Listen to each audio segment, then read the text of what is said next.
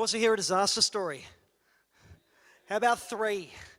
My name's Garth, and I've been living the second wave DevOps dream of developers owning their own experience in production for 10 years because I've been working for companies with no operations staff.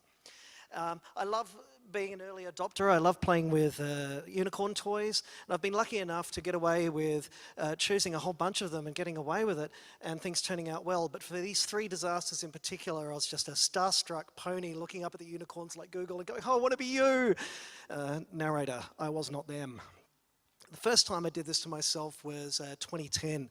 It was my second attempt at putting Puppet into place, and I orchestrated all the things. I mean, you've got to do that, right? Cattle, not pets.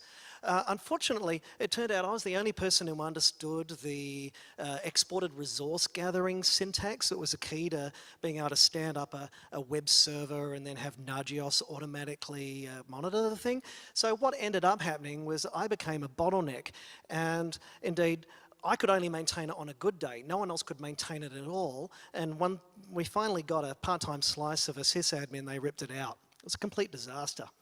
In 2012, I did it to myself for the second time. We needed to gather all of our logs and put them in one bucket. So, you know, Elasticsearch, install it, works perfectly out of the box until you set up Logstash and put data into it.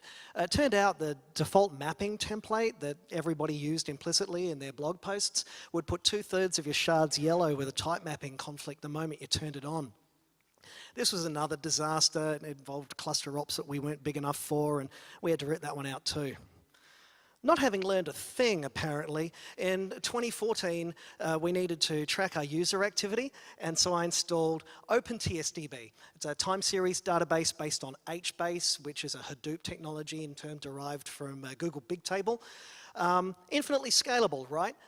Except that cardinality is a thing. So the moment we went from dev with n equals 100 to prod with n is 30,000, the thing just spent all of its time melting down in garbage collection time and crashing out of memory.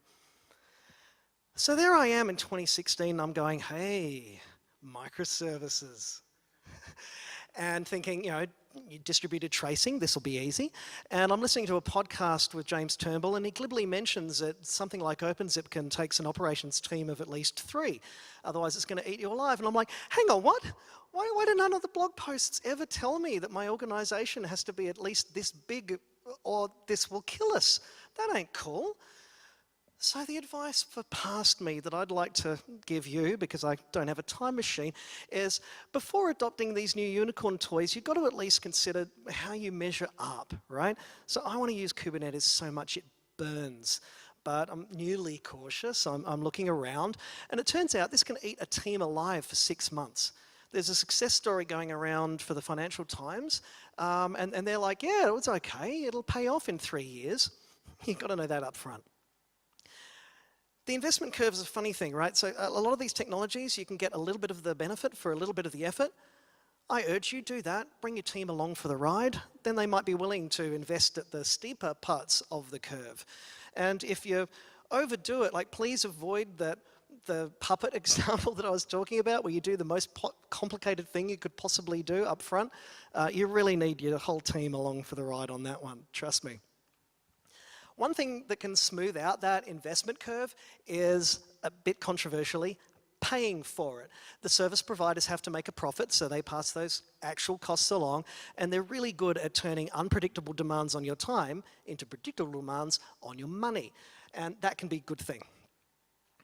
So does this mean, Garth, you've warned us about all these things, we can't have nice things? No, it always gets better, right?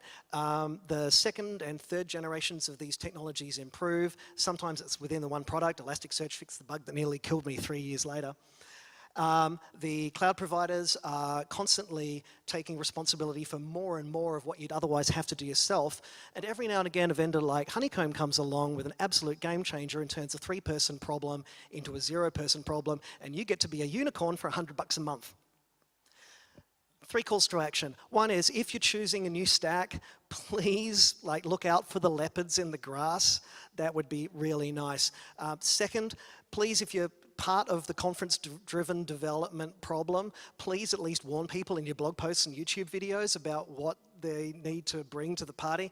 And the third one is, please come find me later, tell me your stories, so the next time I'm choosing something, I know how big I have to be for the ride. Thanks very much.